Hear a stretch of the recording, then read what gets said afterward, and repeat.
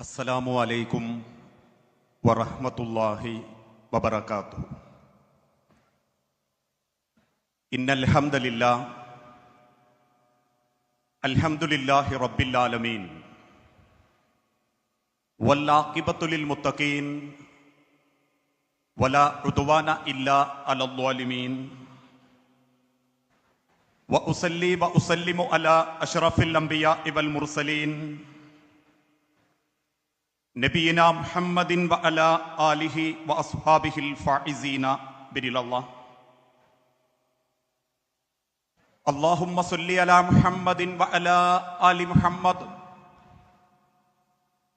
കമാ സ്വല്ലൈത അലാ ഇബ്രാഹീമ വഅലാ ആലി ഇബ്രാഹീം വബാരിക അലാ മുഹമ്മദിൻ വഅലാ ആലി മുഹമ്മദ് കമാ ബാറക്ത അലാ ഇബ്രാഹീമ വഅലാ ആലി ഇബ്രാഹീം ഇന്നക ഹമീദും മജീദ്. അഊദു ബില്ലാഹി മിനശ് ശൈത്വാനിർ റജീം. ബിസ്മില്ലാഹിർ റഹ്മാനിർ റഹീം. യാ അയ്യുഹല്ലദീന ആമനു തഖുല്ലാഹ ഹഖ്ക തുഖാതിഹി വലാ തമൂതുന്ന ഇല്ലാ വഅൻതും മുസ്ലിമൂൻ. റബ്ബി ഇശ്റഹ് ലി സുദ്രി വയസ്സിർ ലി അംരി. വേദിയിലും സദസ്സിലും ഇരിക്കുന്ന ബഹുമാന്യ വ്യക്തിത്വങ്ങളെ, സ്നേഹാദരണീയരായ രക്ഷിതാക്കളെ, സഹപ്രവർത്തകരെ, സംഘടനാ പ്രവർത്തകരെ, സഹോദരങ്ങളെ, സഹോദരിമാരെ, അല്ലാഹു സുബ്ഹാനഹു വ തആല ഒരുപാട് ഇഷ്ടപ്പെടുകയും അല്ലാഹുവിന്റെ സ്വർഗപ്രവേശനത്തിന് എളുപ്പമാക്കാൻ സഹായിക്കുന്ന അറിവിന്റെ, ഇൽമിന്റെ ഒരു സദസ്സിലാണ് നമ്മളെല്ലാവരും സമ്മേളിച്ചിട്ടുള്ളത്. ഞാൻ എൻ്റെ പ്രസംഗത്തിലേക്ക് പ്രവേശിക്കുന്നതിൻ്റെ മുൻപ് ഇക്കഴിഞ്ഞ ദിവസങ്ങളിൽ കേരളത്തിലുണ്ടായ ഒന്ന് രണ്ട് വിഷയങ്ങളെക്കുറിച്ച് നിങ്ങളുടെ ശ്രദ്ധയിൽപ്പെടുത്താൻ ആഗ്രഹിക്കുകയാണ്. സമയത്തിന്റെ പരിമിതിയുണ്ട്. ഒരു സുദീർഘമായ പ്രഭാഷണത്തിന്റെ സമയമല്ല എന്ന പൂർണ്ണ ബോധ്യത്തോടുകൂടി ആ ഒരു വിഷയം ഞാൻ അധ്യാപനം നടത്തുന്ന കോഴിക്കോട് സിറ്റിയിലെ MM സ്കൂളിന്റെ തൊട്ടടുത്താണ് കാലിക്കറ്റ് ബീച്ച്. 2 ദിവസങ്ങൾക്ക് മുൻപ് നട്ടുച്ച നേരത്ത് ഒരു കൈക്കുഞ്ഞുമായി 26 വയസ്സ് തോന്നിപ്പിക്കുന്ന ഒരു പെൺകുട്ടി ആ പൊരി വെയിലത്ത് ആ ബീച്ചിന്റെ അരികിലുള്ള കലുങ്കിൽ ഇരിക്കാൻ തുടങ്ങി. ആ പ്രദേശത്തുള്ള പലരും ആ പെൺകുട്ടിയെ ശ്രദ്ധിക്കുന്നുണ്ട്. അവൾ ഒറ്റക്കെന്തൊക്കെയോ പിച്ചും പേയും പറയുന്നത് പോലെ സംസാരിക്കുന്നുണ്ട്. ഇടക്കിടക്ക് നിറഞ്ഞു തൂവുന്ന കണ്ണു തുടച്ചുകൊണ്ട് ആകാശത്തേക്ക് നോക്കി ഒരു കുറ്റബോധം പോലെ സ്വയം എന്തോ പറയുന്നുണ്ട്. ഈ ഒരു അവസ്ഥയൊക്കെ കാണുന്ന നാട്ടുകാർക്കറിയാം ഇതെന്തോ ജീവിതം അവസാനിപ്പിക്കാനോ മറ്റെന്തോ കാരണവുമായി വന്നിരിക്കുന്ന പെൺകുട്ടിയാണ് എന്ന്. ആ നാട്ടുകാരും നോക്കി നിൽക്കെ ഈ പൈതലിനെയും കയ്യിൽ പിടിച്ച് ആ 26 വയസ്സുള്ള പെൺകുട്ടി ആർത്തലച്ചു വരുന്നൊരു തിരമാല കണ്ട് ആ തിരമാലയിലേക്ക് ഓടി കടലിന്റെ ഉള്ളിലേക്ക് ഓടിച്ചെന്ന് ആ കടലിന്റെ വെള്ളത്തിലേക്ക് വീണു. നാട്ടുകാരോടിക്കൂടി ആ പെൺകുട്ടിയെയും കുഞ്ഞിനെയും രക്ഷപ്പെടുത്തി. ആ പെൺകുട്ടിയോട് അതിന്റെ തൊട്ടടുത്തുള്ള പള്ളിയുടെ മുൻഭാഗത്ത് സ്ത്രീകളെ വിളിച്ചു വരുത്തി വസ്ത്രങ്ങളൊക്കെ ഒന്ന് മാറി ആ കുഞ്ഞിനെയൊക്കെ ഒന്ന് ഭംഗിയായി കുളിപ്പിച്ച് അപ്പോഴേക്കും പോലീസും എത്തി. പോലീസുകാർ ആ പെൺകുട്ടിയെ ചോദ്യം ചെയ്യുന്നതിനിടയിൽ സൂചിപ്പിച്ചു, മകളെ, നിന്റെ വീട്ടുകാരോട് വിവരമറിയിക്കാം, വീട്ടുകാരെവിടെ? നിന്റെ വാപ്പയെവിടെ, നിന്റെ ഭർത്താവ് എവിടെ? ആ പെൺകുട്ടി കണ്ണുനീരോടെ തിരിച്ചു പറഞ്ഞു, എന്റെ ഭർത്താവിന് എന്നെ വേണ്ട പോലും, അയാൾക്കിപ്പോ എന്നെ കണ്ണു പിടിക്കുന്നില്ല, എന്റേൽ സമ്പത്തില്ല, അതുകൊണ്ട് തന്നെ അദ്ദേഹം എന്നെ ഉപേക്ഷിച്ച മട്ടാണ്.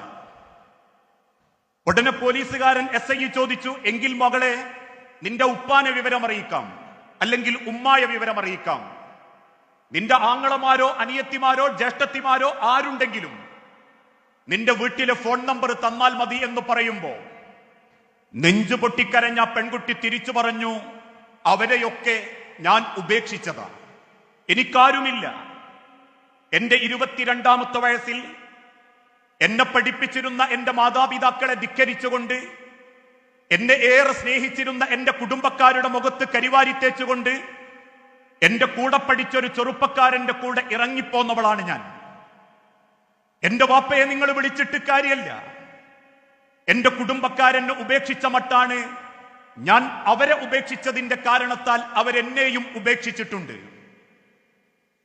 ഇതൊരു ഒറ്റപ്പെട്ട സംഭവങ്ങളല്ല. ഇന്ന് സമൂഹത്തിൽ ഒരുപാട് കുടുംബങ്ങൾ ഉണ്ടായിട്ടും ആരുമില്ലാതെ ജീവിക്കുന്ന, ഒരുപാട് രക്തബന്ധങ്ങൾ ഉണ്ടായിട്ടും ആരുമില്ലാത്തവരെ പോലെ ജീവിക്കുന്ന നൂറുകണക്കിന് മുസ്ലിം അമുസ്ലിം കുടുംബങ്ങൾ ഇന്ന് നമ്മൾക്കിടയിലുണ്ട്. അതോടൊപ്പം തന്നെ ഏതാനും ചില ദിവസങ്ങൾക്ക് മുൻപ് കേരളത്തിലെ പ്രസിദ്ധനായൊരു നടൻ വാർദ്ധക്യ സഹജമായ അസുഖം ബാധിച്ച് വൃദ്ധസദനത്തിൽ മരണപ്പെട്ടു. അദ്ദേഹത്തിന്റെ ആയുസ്സുള്ള ആരോഗ്യകാലത്ത് അദ്ദേഹം ഒരു വലിയ നടനായിരുന്നു. ലക്ഷങ്ങൾ പ്രതിഫലം വാങ്ങി രാജകീയ ജീവിതം ജീവിച്ചിരുന്നൊരു നടൻ. മരണപ്പെട്ട അദ്ദേഹത്തിന്റെ ശവസംസ്കാരത്തിനു വേണ്ടി വൃദ്ധസദനത്തിൽ നിന്നും ആശുപത്രിയിൽ നിന്നും ആ ബോഡി ഏറ്റെടുക്കാൻ ആരും വരാതായി. പലരും ആ നടന്റെ കുടുംബവുമായി ബന്ധപ്പെട്ടു, ആർക്കും താല്പര്യമില്ല. അവസാനം നാട്ടിലുള്ള ചില സാമൂഹിക പ്രവർത്തകർ ആ ശരീരം വാങ്ങി ആ ശരീരത്തെ അടക്കാനുള്ള പണികൾ ആരംഭിക്കുമ്പോൾ വിദേശത്തുള്ള അദ്ദേഹത്തിന്റെ മക്കൾ ആ നാട്ടിലേക്ക് വന്നു.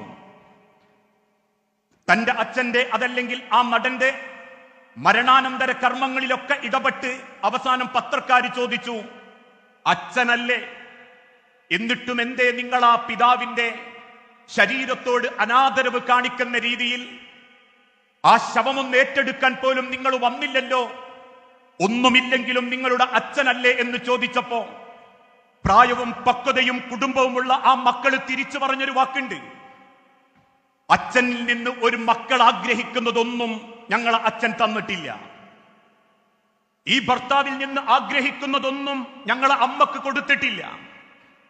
പണമുള്ള കാലത്ത് കെട്ടയിച്ചിട്ട ബലൂണിനെ പോലെ ആർത്തുല്ലസിച്ച് ജീവിതം ആസ്വദിച്ചു തീർത്ത ഒരച്ഛനോട് ഞങ്ങൾക്കുള്ള പ്രതിഷേധമായിരുന്നു, അച്ഛനുണ്ടായിട്ടും അച്ഛനില്ലാത്തവരെ പോലെ ജീവിക്കേണ്ടി വന്ന ഒരു മക്കളുടെ പ്രതിഷേധമായിരുന്നു ഞങ്ങൾ പ്രകടിപ്പിച്ചത് എന്ന് പറയുന്നുണ്ടെങ്കിൽ, ഇതുപോലെ പലരും ഉണ്ടായിട്ടും ഒരുപാട് രക്തബന്ധങ്ങൾ ഉണ്ടായിട്ടും ആരുമില്ലാത്തവരെ പോലെ ജീവിക്കുന്ന ഒരുപാട് കുടുംബങ്ങൾ ഇന്ന് നമ്മുടെ കൂട്ടത്തിലുണ്ട്.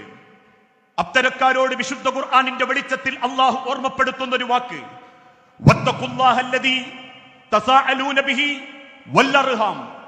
പ്രിയപ്പെട്ടവരെ, നമ്മളുടെ നമസ്കാരം റബ്ബിന്റെ അരികിൽ എത്രത്തോളം സ്വീകരിക്കപ്പെടണമോ, നമ്മുടെ ഇബാദത്തുകൾ, നമ്മൾ ചെയ്യുന്ന വിശുദ്ധ ഖുർആനിന്റെ പാരായണം, നമ്മൾ ചെയ്യുന്ന പരിശുദ്ധ ഖുർആനിന്റെ ദിക്റുകൾ, അള്ളാഹുവിന്റെ കഅബാലയത്തെ തവാഫ് ചെയ്ത് നേടിയെടുത്ത ആത്മവിശുദ്ധി, ഇതൊക്കെ റബ്ബിന്റെ അരികിൽ സ്വീകരിക്കണമെങ്കിൽ വത്തഖുല്ലാഹ്, നിങ്ങൾ അള്ളാഹുവിനെ സൂക്ഷിക്കുന്ന പരലോക ബോധത്തോടൊപ്പം വൽ അർഹാം, നിങ്ങളെ കുടുംബത്തെയും നിങ്ങൾ കാത്തു സൂക്ഷിക്കേണ്ടതുണ്ട്.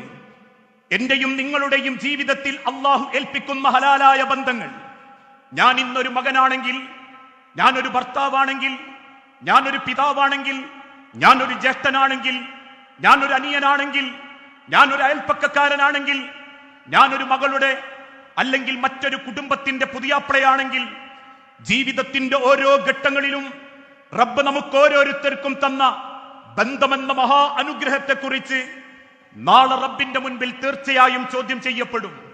ആ ബന്ധങ്ങളെക്കുറിച്ച് അള്ളാഹു ചോദിക്കുമ്പോൾ റബ്ബിന്റെ മുൻപിൽ ആ അള്ളാഹുവിന് കൃത്യമായ ഉത്തരം കൊടുക്കാൻ എന്റെയും നിങ്ങളുടെയും കയ്യിൽ ബന്ധത്തിന്റെ മനോഹരത ജീവിതത്തോട് ചേർത്ത് നിർത്തിയിട്ടുണ്ടോ എന്ന് നമ്മൾ ഓരോരുത്തരും ചിന്തിക്കണം. ഇന്ന് അലോക്യങ്ങളാ പല കുടുംബത്തിലും. മുഖത്തോട് മുഖം നോക്കാത്തവർ, പറഞ്ഞ സലാം പോലും മടക്കാത്തവർ, മരണത്തിന്റെ മുൻപ് ശപഥം പോലെ ഇനി നീയും ഞാനുമായിട്ടൊരു ബന്ധവുമില്ല, ഞാൻ മരിച്ചാൽ പോലും എന്റെ മയ്യത്ത് കാണാൻ നീ വരേണ്ടതില്ല എന്ന വാശി പ്രകടിപ്പിക്കുന്നവർ, ഒന്നും മനസ്സറിഞ്ഞ് പുഞ്ചിരിക്കുക പോലും ചെയ്യാത്തവർ, സ്നേഹത്തിന്റെയും കാരുണ്യത്തിന്റെയും പരസ്പര ജീവിതത്തിന്റെ മനോഹരങ്ങളെ പറ്റി വിശുദ്ധ ഖുർആനിലെ 114 സൂറത്തുകളിലൂടെ 23 വർഷം ഈ ഉമ്മത്തിനെ നന്മയിലേക്ക് കൈപിടിച്ച കറുത്ത ബിലാൽ ഇബ്നു റബാഹയെയും വെളുത്ത അബ്ദുറഹ്മാൻ ഇബ്നു ഔഫ് റളിയല്ലാഹു അൻഹുവിനെയും ഒരുപോലെ സ്നേഹിച്ചിരുന്ന ലോകത്തിന്റെ ഹബീബായ നബി തങ്ങളുടെ അനുയായികൾക്ക് ഇന്നും മനസ്സിന്റെ പകയും വെറുപ്പും വിദ്വേഷവും തിരുത്താനും മാറ്റാനും സാധിക്കുന്നില്ലെങ്കിൽ നാളെ റബ്ബിന്റെ മുൻപിൽ നെറ്റിത്തടത്തിലെ നിസ്കാര തയമ്പുകളെ കൊണ്ടോ, ഉടുക്കുന്ന പർദ്ദകളെ കൊണ്ടോ, ഓതിത്തീർക്കുന്ന ഖുർആനുകളെ കൊണ്ടോ, ചെയ്തു കൂട്ടുന്ന അമലുകളെ കൊണ്ടോ യാതൊരുവിധ നേട്ടവും ഉണ്ടാവുകയില്ല എന്ന തിരിച്ചറിവാണ് പൂർണ്ണമായ ഇസ്ലാമിന്റെ ബോധം. അതല്ലേ ലോകത്തിന്റെ തിരുദൂതൻ പഠിപ്പിച്ചതും. ഏത് ബന്ധങ്ങളും മനോഹരമാക്കണമെങ്കിൽ അവിടെ നിങ്ങൾക്ക് ചില ക്വാളിറ്റികൾ ഉണ്ടാകണം. അത് പണമല്ല. മക്കയിലെ ദരിദ്ര കുടുംബത്തിൽ ജനിച്ച് അവസാനം മദീനയിൽ വെച്ച് മരണപ്പെട്ട ലോകം കണ്ട അഷ്റഫുൽ ഖൽഖ് ദരിദ്രരിൽ ദരിദ്രനായിരുന്നു, സൗന്ദര്യത്തിൽ അതിസമ്പന്നനായിരുന്നു, ബന്ധങ്ങളിൽ ഏറ്റവും മനോഹരനായിരുന്നു, ഭാര്യമാരോടും കുടുംബത്തോടും ഏറ്റവും സന്തോഷത്തോടു കൂടി ജീവിച്ചിരുന്ന ആ തിരുദൂതൻ ലോകത്തിന് കാണിച്ചു കൊടുത്തൊരു മാതൃകയുണ്ട്. മനുഷ്യരെ, ഈ അള്ളാഹുവിന്റെ ദീനിൽ വിശ്വസിക്കുന്നവരെ, സ്നേഹമാണ് ഈ ലോകത്തിന് നമുക്ക് കൊടുക്കാനുള്ള ഏറ്റവും വലിയ സന്ദേശം. നാളെ റബ്ബിന്റെ മുൻപിൽ അള്ളാഹുവിന്റെ നരകത്തീയിലേക്ക് എന്റെ ഉമ്മത്ത് പോകാതിരിക്കാൻ ലാ ഇലാഹ ഇല്ലല്ലാഹ് എന്ന കലിമത്ത് വചനം അന്ന് മക്കയിലും മദീനയിലും പ്രഖ്യാപിച്ച് ഇന്ന് ലോകത്തിന്റെ നാനാഭാഗങ്ങളിൽ ആ തൗഹീദിന്റെ വെള്ളി വെളിച്ചം കൊണ്ട് ഏകത്വത്തോടെ ഒരുമയോടെ നാഥന്റെ നരകത്തെ ഭയപ്പെട്ടുകൊണ്ട് ജീവിക്കുന്ന ഈ ഉമ്മത്തിന് ലോകത്തിന്റെ തിരുദൂതൻ കൊടുത്ത ഏറ്റവും വലിയ സ്നേഹ സമ്മാനം പരസ്പരം റബ്ബിന് വേണ്ടി സ്നേഹിക്കുക, അല്ലാഹുവിന് വേണ്ടി കോപിക്കുക, റബ്ബിന് വേണ്ടി നാളെ പരലോക ചിന്തയോടെ ബന്ധങ്ങളെ കൂട്ടിയണക്കാൻ പരിശ്രമിക്കുക. അതുകൊണ്ടാണല്ലോ ഇസ്ലാമിന്റെ തുടക്ക കാലഘട്ടത്തിൽ മക്കയിലെ ഇരുട്ടുള്ള രാത്രിയിൽ കൊടിയ പീഡനങ്ങൾ ശത്രുക്കൾ ഏൽപ്പിക്കുന്ന ഒരു രാത്രി അള്ളാഹുവിന്റെ ഹബീബിന്റെ വീട്ടിന്റെ വാതിലിന് ആരോ വന്നു മുട്ടി.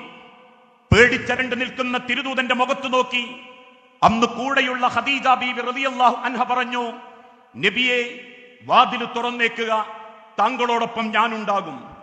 പേടിച്ചരണ്ട് വാതിൽ തുറന്ന പ്രവാചകൻ സല്ലല്ലാഹു അലൈഹി വസല്ലമ തന്റെ കൺമുൻപിൽ കാണുന്നത് പേരിനു മാത്രം ഒരു തുണിക്കഷണം കൊണ്ട് തന്റെ നഗ്നത മറച്ച് കറുത്ത് ചുരുളമുടിയുമായി കറുത്ത ശരീരവുമായി ഒരു മനുഷ്യൻ. അത്ഭുതത്തോടെ റസൂലുള്ള ചോദിച്ചു, ആരാണ് നീ? അല്പം അടുത്തേക്ക് നീങ്ങി നിന്ന് ആ മനുഷ്യൻ തിരിച്ചു പറഞ്ഞൊരു വാക്കുണ്ട്, നബിയെ, അന ബിലാൽ ഇബ്നു റബാഹ, റബാഹയുടെ മകൻ ബിലാലാണ് ഞാൻ.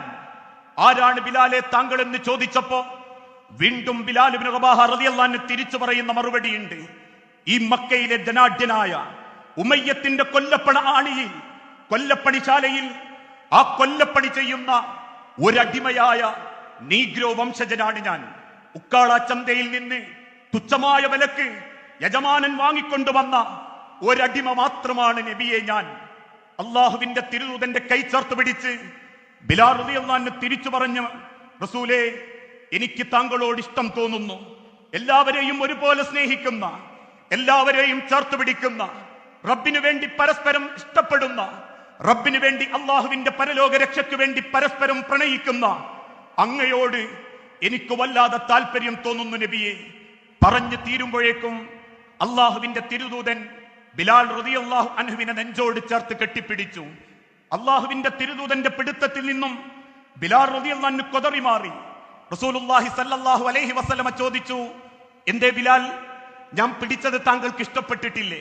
കണ്ണുനീരോടെ നെഞ്ചത്ത് സങ്കടം കൊണ്ട് വീർപ്പുമുട്ടുന്ന ബിലാൽ റളിയല്ലാഹു അൻഹു തിരിച്ചു പറഞ്ഞ വാക്കിങ്ങനെയാ, അള്ളാഹുവിന്റെ പ്രവാചകരെ, എന്റെ തലവട്ടം കാണുമ്പോ കുട്ടികൾ കരിങ്കല്ല് കൊണ്ടെറിയാറാണ് പതിവ്. കരിങ്കല്ല് കൊണ്ടേറ് കിട്ടി പലപ്പോഴും ഞാൻ ഒറ്റക്കിരുന്ന് കരഞ്ഞിട്ടുണ്ട്. എന്റെ മുഖം കാണുമ്പോഴേക്കും പെൺകുട്ടികൾ കാർക്കിച്ച് തുപ്പാറാണ് പതിവ്.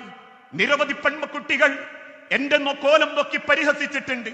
അവരെന്റെ നിറം നോക്കി കുറ്റപ്പെടുത്തിയിട്ടുണ്ട്. അവരെന്റെ മുഖത്തേക്കല്ലാത്ത നിലക്ക് കാർക്കിച്ച് തുപ്പിയിട്ടുണ്ട്.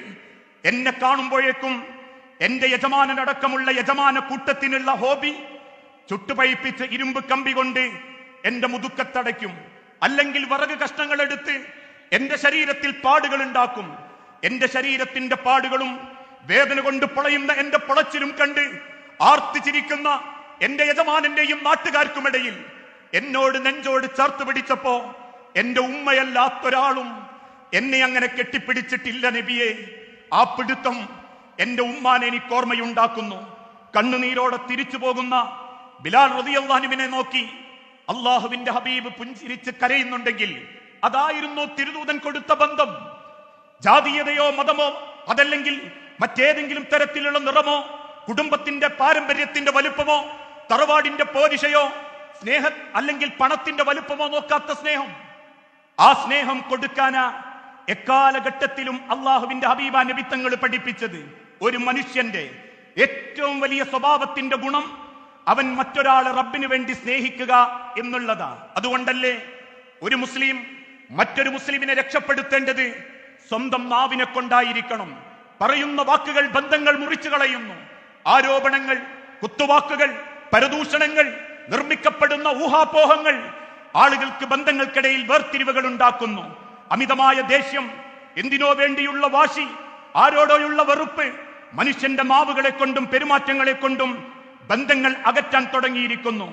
അള്ളാഹുവിന്റെ ഹബീബിന്റെ അരികിൽ വന്ന് അള്ളാഹുവിന്റെ റസൂലിനോട് ഒരു സ്വഹാബത്ത് ചോദിച്ചു, നബിയെ ഔസീനി ബിൽ ജന്ന, എനിക്ക് സ്വർഗത്തിൽ പോണം, എന്നെ ഒന്ന് ഉപദേശിക്കണം.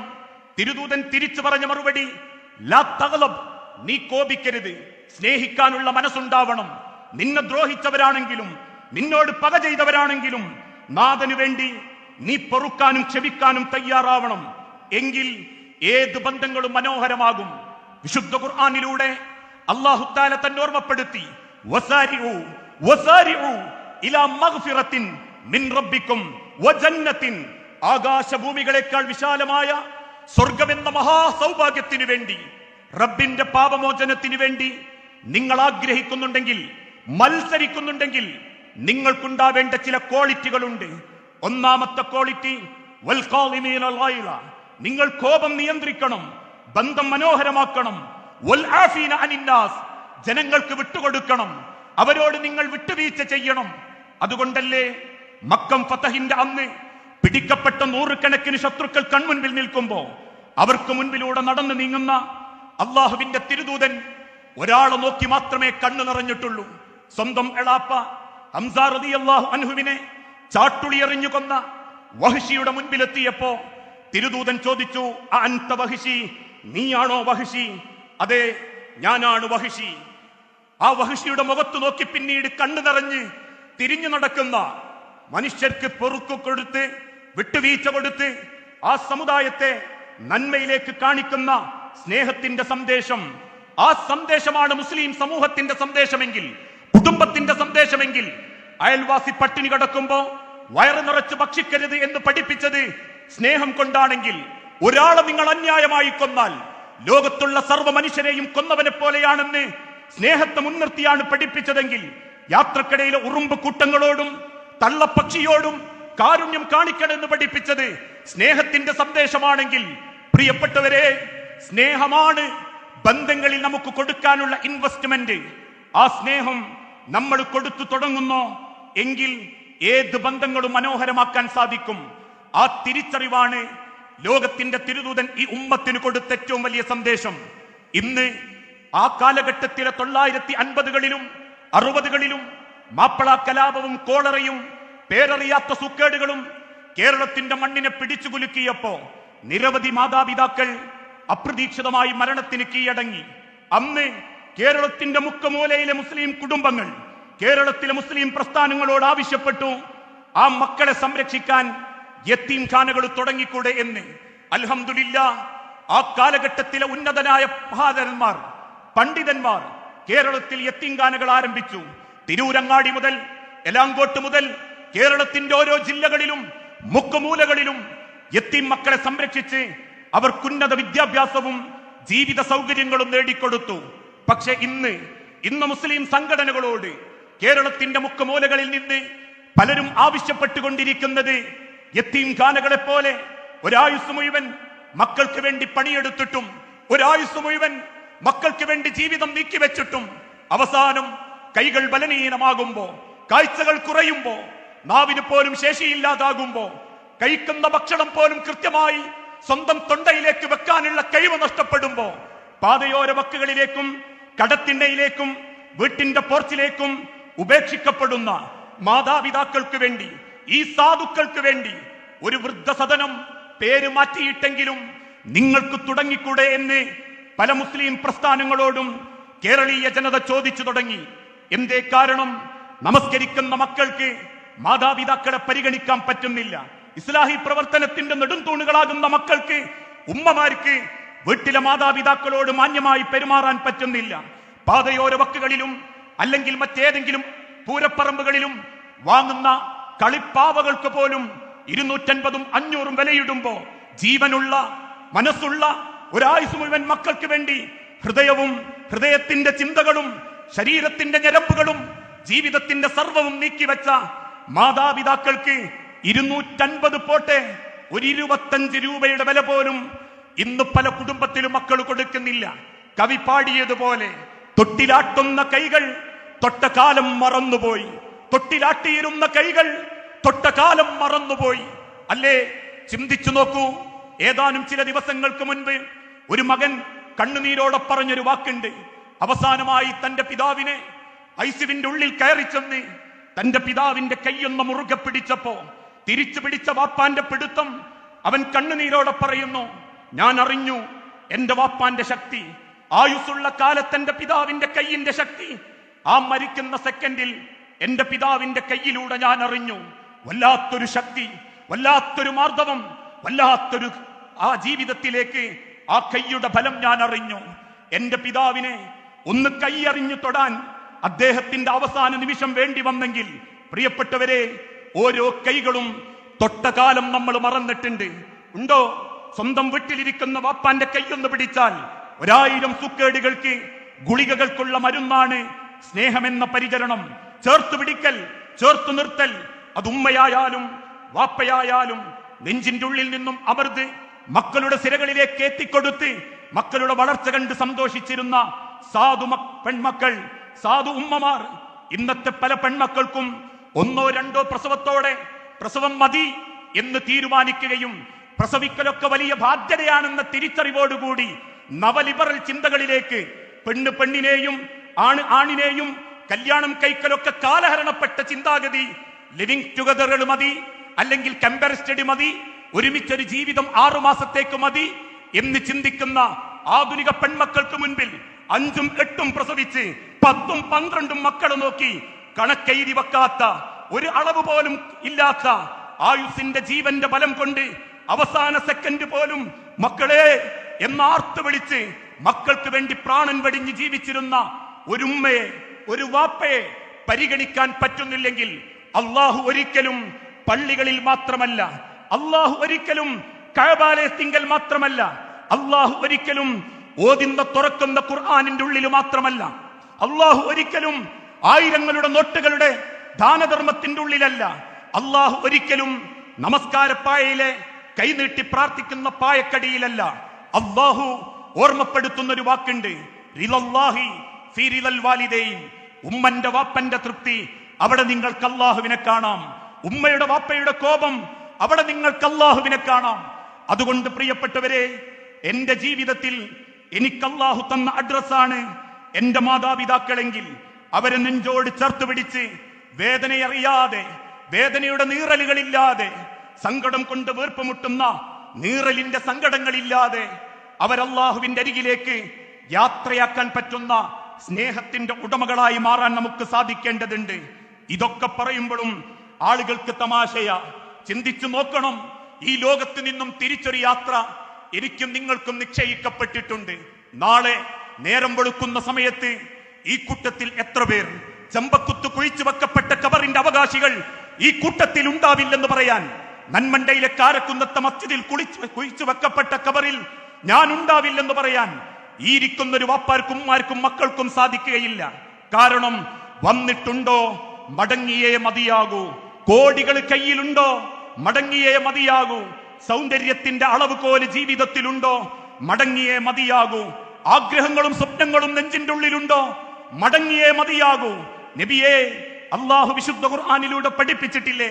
മിൻ അയ്യു ഷൈഇൻ ഖലഖഹു മിൻ നുത്ഫത്തിൻ ഖലഖഹു ഫഖദ്ദറ സുമ്മ സബീല യസ്സറ സുമ്മ അമാതഹു ഫഅക്ബറ സുമ്മ ഇദാ ശാഅ അൻശറ. മരിക്കും. സുമ്മ അമാതഹു ഫഅക്ബറ. തീർച്ചയായും ഞാനും നിങ്ങളും മണ്ണിന്റെ അടിയിലേക്ക് പോകും. അതുകൊണ്ട് തന്നെ ആ മണ്ണിനടിയിൽ അല്ലാഹു നമ്മളെ കാത്തിരിക്കണം. ഓരോന്നും അളവ് നോക്കി വേർതിരിച്ച് നിശ്ചയിച്ച് അള്ളാഹുവിന്റെ കോടതിയിൽ ഉത്തരം പറയേണ്ടി വരും. ചിന്തിച്ചു നോക്കണേ, നാളെ പടച്ച റബ്ബിന്റെ കോടതിയിലേക്ക് ചെല്ലുന്നത് ഒരാളെ വേദനിപ്പിച്ചിട്ടാണെങ്കിൽ, ഒരാളെ മനസ്സ് സങ്കടപ്പെടുത്തിയിട്ടാണെങ്കിൽ, ഒരാളെ കരയിപ്പിച്ചിട്ടാണെങ്കിൽ, ഒരാളുടെ ജീവിതത്തിൽ പ്രശ്നങ്ങൾ ഉണ്ടാക്കിയിട്ടാണെങ്കിൽ, ആ മനുഷ്യന്റെ പൊരുത്തം കിട്ടാത്ത കാലത്തോളം മണ്ണിനടിയിൽ നമുക്ക് സമാധാനത്തോടെ ജീവിക്കാൻ സാധിക്കുകയില്ല. ആ പൊരുത്തം വാങ്ങേണ്ടത് ജീവിച്ചിരിക്കുന്ന കാലത്ത്, അല്ലാതെ മരിച്ച വാപ്പാന്റെ തലക്കും ഭാഗത്ത് മക്കളെ കൈമേൽ മൈക്ക് കൊടുത്തിട്ട് വാങ്ങേണ്ടതല്ല പൊരുത്തം. ജീവിച്ചിരിക്കുന്ന കാലത്ത് റബീഉൽ അവ്വൽ 12 വഫാത്താകുന്ന ലോകത്തിന്റെ ഹബീബാ നബി തങ്ങള് റബീഉൽ അവ്വൽ 10 മദീനത്തെ പള്ളിയിൽ വന്ന് തന്റെ 100 കണക്കിന് സഹാബത്തിനോന്റെ മുൻപിൽ അള്ളാഹുവിന്റെ കോടതിയിലുള്ള ചോദ്യത്തിൽ നിന്ന് രക്ഷപ്പെടാൻ പൊരുത്തം വാങ്ങിയിട്ടുണ്ടെങ്കിൽ, പ്രിയപ്പെട്ടവരെ, വാക്കുകളെ കൊണ്ട് വേദനിപ്പിച്ചവരോട് വാക്കുകളെ കൊണ്ട് പൊരുത്തം വാങ്ങണം. സംസാരങ്ങളിലൂടെ മനസ്സ് വേദനിപ്പിച്ചവരോട് സംസാരത്തിലൂടെ പൊരുത്തം വാങ്ങണം. നോട്ടം കൊണ്ടും പെരുമാറ്റം കൊണ്ടും ഒരാളുടെ മനസ്സിൽ സങ്കടത്തിന്റെ വീർപ്പുമുട്ടലുകൾ ഉണ്ടാക്കിയിട്ടുണ്ടെങ്കിൽ, അത് മക്കളാവട്ടെ, മരുമക്കളാവട്ടെ, അയൽപ്പക്കക്കാരനാവട്ടെ, മകൻ കെട്ടിയ വീട്ടുകാരാവട്ടെ, മകളെ കെട്ടിയ വീട്ടുകാരാവട്ടെ, പ്രാസ്ഥാനിക സമൂഹത്തിന്റെ നാനാതുറകളിൽ ഇടപെടുന്ന ആണാവട്ടെ, പെണ്ണാവട്ടെ, നേതാക്കളാവട്ടെ, മനുഷ്യരാവട്ടെ, ആ പൊരുത്തം കിട്ടിയിട്ടില്ലെങ്കിൽ നാളെ റബ്ബിന്റെ മുൻപിൽ നമ്മളേറെ ഖേദിക്കേണ്ടി വരും. അതുകൊണ്ട് അള്ളാഹുവിന്റെ തിരുദൂതൻ മുസ്ലിം ഉമ്മത്തിനെ പഠിപ്പിച്ചതും അക്മലുൽ ഈമാൻ. എന്താ ഈമാനിന്റെ പൂർത്തീകരണം? അത് നമ്മൾ ധരിക്കുന്ന വെള്ള വസ്ത്രത്തിന്റെ പവിത്രതയല്ല, അല്ലെങ്കിൽ വേഷം കെട്ടുന്ന ഇസ്ലാമിക ചിഹ്നങ്ങളുടെ പവിത്രത മാത്രമല്ല. അക്മലുൽ ഈമാൻ, ഈമാനിന്റെ പൂർത്തീകരണം എന്ന് പറഞ്ഞാൽ അഹ്സനുക്കും ഖുലുക, സ്വഭാവം നന്നാക്കണം. സ്വഭാവം നന്നാക്കണം. എന്റെ സ്വഭാവം കൊണ്ട് ഒരാൾ പോലും സങ്കടപ്പെട്ടിട്ടില്ല എന്നുറപ്പ് വരുത്താൻ പറ്റണം. അതിൽ പ്രധാനി എന്റെ മാതാപിതാക്കളാ, അതിൽ പ്രധാനി എന്റെ ഭാര്യയും മക്കളുമാ, അതിൽ പ്രധാനി എന്റെ സമൂഹമാ, അതിൽ പ്രധാനി ഞാനുമായിട്ട് ഇടപെടുന്നവരാ. അതുകൊണ്ട് ആ മുത്തുനബി പഠിപ്പിച്ചതും നിങ്ങൾക്ക് കേൾക്കണോ? അള്ളാഹുവിന്റെ അരികിൽ സ്വതക്കയായി റബ്ബ് നിശ്ചയിച്ച ഏറ്റവും ചെറിയൊരു കാര്യം നിങ്ങളൊന്ന് മുഖത്തേക്ക് മുഖം നോക്കി പുഞ്ചിരിക്കുക എന്നുള്ളതാ. പുഞ്ചിരിക്ക് പോലും സ്വതക്കയുടെ കൂലിയുണ്ടെന്ന് ലോകത്തെ പഠിപ്പിച്ച ആചാര്യൻ ത്വഹ മുഹമ്മദ് മുസ്തഫ റസൂലുള്ളാന്റെ അനുയായികൾക്ക് ഇന്നും പകയും വെറുപ്പും വിദ്വേഷവും അഹന്തയും അഹങ്കാരവും മനസ്സിൽ കൊണ്ടു നടക്കാനാണ് താല്പര്യമെങ്കിൽ, നാളെ റബ്ബിന്റെ മുൻപിൽ ഈ നമസ്കാരം ചോദ്യം ചെയ്യപ്പെടും, നമ്മളെ ഹജ്ജ് ചോദ്യം ചെയ്യപ്പെടും, നമ്മളെ ഇബാദത്തുകൾ ചോദ്യം ചെയ്യപ്പെടും. അതുകൊണ്ട് എന്റെ പ്രിയപ്പെട്ട സഹോദരങ്ങളോട് അള്ളാഹുവിന്റെ ദീനിനെ മുൻനിർത്തിയിട്ട് സ്നേഹം നമ്മുടെ ജീവിതം കൊണ്ട് തെളിയിക്കണം. നമുക്ക് കിട്ടേണ്ട അനന്തര സ്വത്തും നമ്മൾ ജീവിച്ച കാലം കൊണ്ട് നേടിയെടുത്തിക്കുന്ന ആളുകളുടെ പ്രാർത്ഥനയാ. നാളെ നന്മണ്ട പള്ളിയിൽ, കാരക്കുന്നത്തെ ചെമ്പക്കുത്ത പള്ളിയിൽ അള്ളാഹുവിന്റെ മണ്ണിലേക്ക് എന്നെ ഇറക്കി വെക്കുമ്പോ എന്റെ മയ്യത്ത് നമസ്കരിക്കാൻ ഇക്കൂട്ടത്തിൽ ഒരാൾക്കും വരാൻ പറ്റിയിട്ടില്ലെങ്കിലും, നമ്മളുടെ മയ്യത്ത് കബറിലേക്ക് ഇറക്കി വെക്കുമ്പോൾ ആർക്കും ആ മയ്യത്ത് നമസ്കരിക്കാൻ നമ്മളെ പള്ളിയിലേക്ക് വരാൻ പറ്റിയിട്ടില്ലെങ്കിലും, മരണവാർത്ത കേൾക്കുമ്പോ ഒന്ന് മനസ്സറിഞ്ഞിട്ട് ഒരാൾക്ക് പറയാൻ പറ്റണം, നല്ല മനുഷ്യനായിരുന്നു റബ്ബേ. എപ്പ കണ്ടാലും ചിരിക്കും, എപ്പ കണ്ടാലും സ്നേഹം കാണിക്കും, എപ്പ കണ്ടാലും നല്ല നിലക്ക് ജീവിതത്തിലേക്ക് ഇടപെടും. അയാളായിരുന്നു ആ കുടുംബത്തിന്റെ ഒരു ഭംഗി. ആളുകളെ കൂട്ടിപ്പിടിക്കാനും ചേർത്ത് പിടിക്കാനും ആ സന്തോഷത്തോടെ ആ കുടുംബം മുൻപോട്ട് കൊണ്ടുപോകാനും ആ ഉമ്മയായിരുന്നു, ആ വാപ്പയായിരുന്നു, ആ കാരണവരായിരുന്നു, ആ മൂത്താപ്പയായിരുന്നു, ആ മൂത്ത ജ്യേഷ്ഠനായിരുന്നു എന്ന് നമ്മളെപ്പറ്റി മരിച്ചതിന് ശേഷം അള്ളാഹുവിന്റെ അരികിലേക്ക് ഒരു മനസ്സറിഞ്ഞ പ്രാർത്ഥന നമ്മളെ നാട്ടിലും നമ്മളെ അറിയുന്നവരും പ്രാർത്ഥിക്കുന്നുണ്ടെങ്കിൽ അതാണ് അനന്തര സ്വത്ത്. അല്ലാത്ത അനന്തര സ്വത്തൊക്കെ ഈ ഭൂമിയിൽ ഉപേക്ഷിച്ചു പോകേണ്ടതാ. 50ഉം 60ഉം പവനുള്ളവർക്ക് പണത്തൂക്കം കൊണ്ടുപോകാൻ സാധിച്ചിട്ടില്ല. 10ഉം 40ഉം 100ഉം ഏക്കറയുള്ളവർക്ക് ഒരേക്കറയിലെ ഒരു കല്ല് പോലും അള്ളാന്റെ അരികിലേക്ക് കൊണ്ടുപോകാൻ പറ്റിയിട്ടില്ല. ധനാഢ്യനാവട്ടെ, പാമരനാവട്ടെ, സുമുഖനാവട്ടെ, സുന്ദരനാവട്ടെ, കറുത്തവനാവട്ടെ, വെളുത്തവനാകട്ടെ, ഇനി അതല്ല പ്രമാണിയാവട്ടെ, നേതാവാകട്ടെ, അണികളാവട്ടെ, അള്ളാന്റെ മണ്ണിലേക്ക് ഇറക്കി വെച്ച് 3 പിടി മണ്ണ് വാരിയിടുമ്പം നാട്ടുകാരും കുടുംബങ്ങളും ചോദിക്കുന്ന ചോദ്യം മയ്യത്ത് മറമാടിയോ എന്നാണെങ്കിൽ അവിടെ പണമോ ജാതിയോ അല്ലെങ്കിൽ തറവാടോ മറ്റൊന്നും നമുക്ക് പേരായി നൽകപ്പെടുന്നില്ലെങ്കിൽ മയ്യത്തായി അള്ളാന്റെ പള്ളിക്കാട്ടിൽ 6 അടി മണ്ണിൽ കിടക്കുമ്പോ മനസ്സമാധാനത്തോടെ കിടക്കാൻ പറ്റണം. ഒരാളെയും വേദനിപ്പിക്കാതെ കിടക്കാൻ പറ്റണം. ഒരു ബന്ധവും മുറിക്കാതെ ജീവിക്കാൻ പറ്റണം. അള്ളാഹുവിന് വേണ്ടി സ്നേഹിക്കണം, അള്ളാഹുവിന് വേണ്ടി കോപിക്കണം, നാഥന്റെ തൃപ്തിക്ക് വേണ്ടി അള്ളാഹുവിന്റെ ദീനിനു വേണ്ടി പരസ്പരം സ്നേഹിക്കണം, ജീവിതത്തിലേക്ക് ചേർത്ത് നിർത്തണം. ആ തിരിച്ചറിവാണ് ഇസ്ലാം, സമർപ്പണം. അല്ലാതെ ഇസ്ലാം എന്നാൽ കേവലം യാന്ത്രികമായ റുക്കൂഉം സുജൂദുകളും മാത്രമല്ല. ആ ഇസ്ലാം എന്നാൽ 2 വസ്ത്രം ധരിച്ച തവാഫിന്റെ മേമ്പടികൾ മാത്രമല്ല. ഇസ്ലാം എന്നാൽ ആ പൂർണ്ണമായ കീഴ്വണക്കം. റബ്ബേ, നിന്റെ മുൻപിൽ ഞാൻ എന്റെ നെറ്റിത്തടം ചേർത്ത് വെക്കുന്നുണ്ടെങ്കിൽ, റബ്ബേ നിനക്ക് വേണ്ടി ഞാൻ തവാഫ് ചെയ്യുന്നുണ്ടെങ്കിൽ, റബ്ബേ നിനക്ക് വേണ്ടി ഞാൻ എന്റെ അള്ളാഹുവിന്റെ ഖുർആൻ പാരായണം നടത്തുന്നുണ്ടെങ്കിൽ ഇതെല്ലാം എനിക്ക് ഉപകാരപ്പെടണം. അതിനെന്റെ സ്വഭാവം, എന്റെ സ്നേഹം, എന്റെ മനസ്സ് നിന്റെ ദീനിലേക്ക് പാകപ്പെടുത്തുന്ന ഒരു മാറ്റം എനിക്ക് നൽകണേ റബ്ബേ എന്ന് നമ്മൾ പ്രാർത്ഥിക്കണം. ഇവിടെ ബിരുദം വാങ്ങിയ മക്കളോട്, അല്ലെങ്കിൽ ബിരുദത്തിലേക്ക് എത്തിക്കൊണ്ടിരിക്കുന്ന ഇന്നത്തെ യുവതലമുറയോട് വലിയ ഉത്തരവാദിത്തമാണ് ഇന്നത്തെ സമൂഹത്തിന് കിട്ടിയിട്ടുള്ളത്.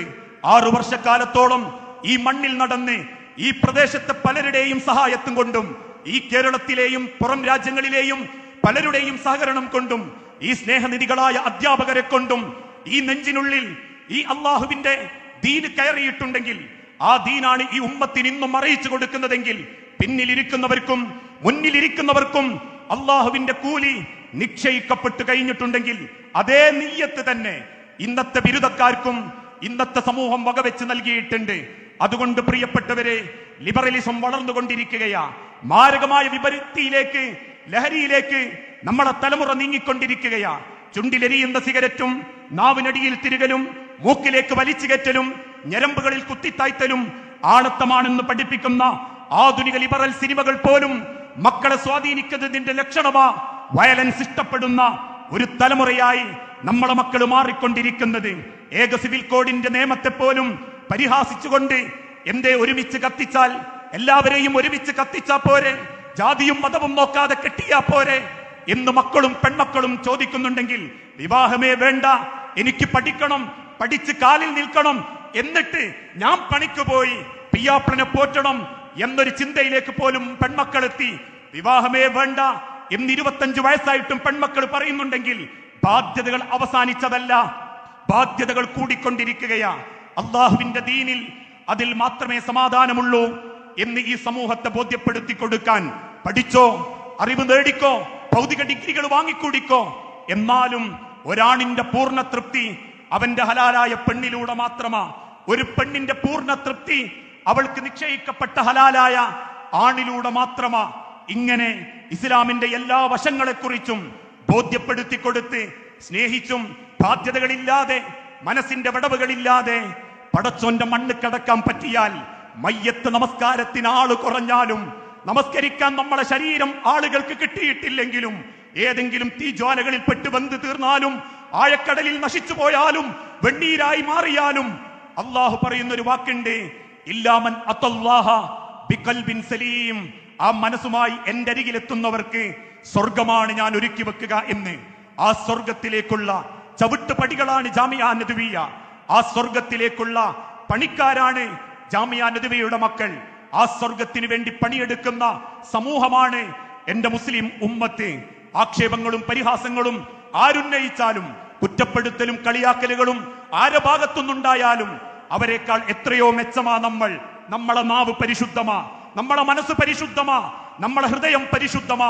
നമ്മൾ സ്നേഹിച്ചത് റബ്ബിന് വേണ്ടിയാണെങ്കിൽ, നമ്മൾ അംഗീകരിക്കുന്ന ഖുർആനും ഹദീസും റബ്ബിന് വേണ്ടിയാണെങ്കിൽ, ആളുകൾ വായിട്ടലച്ചാലും പരിഹസിച്ചാലും കളിയാക്കിയാലും അള്ളാഹുവിനോടൊപ്പം എന്റെ റബ്ബ് എന്റെ കൂടെയുണ്ടെന്നും ഞാൻ എന്റെ റബ്ബിന്റെ കൂടെയുണ്ടെന്നും ആത്മാഭിമാനത്തോടെ പറയാൻ സാധിച്ചാൽ അതാ ജീവിതത്തിന്റെ ഭംഗി, അതാ ജീവിതത്തിന്റെ ഏറ്റവും വലിയ അനുഭൂതി.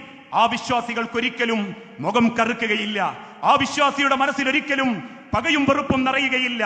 ആ പുഞ്ചിരിയും ആ നെറ്റിത്തടവും ആ വിയർത്ത നെറ്റിയുമായി നാഥനെ കണ്ടുമുട്ടുന്ന മുത്തഖീങ്ങളിൽ അള്ളാഹു നമ്മളെ ഉൾപ്പെടുത്തട്ടെ എന്ന് ആത്മാർത്ഥമായി പ്രാർത്ഥിച്ച് വസല്ലല്ലാഹു അലാ നബീന. അസ്സലാമു അലൈക്കും വറഹ്മത്തുള്ളാഹി വബറകാതുഹു.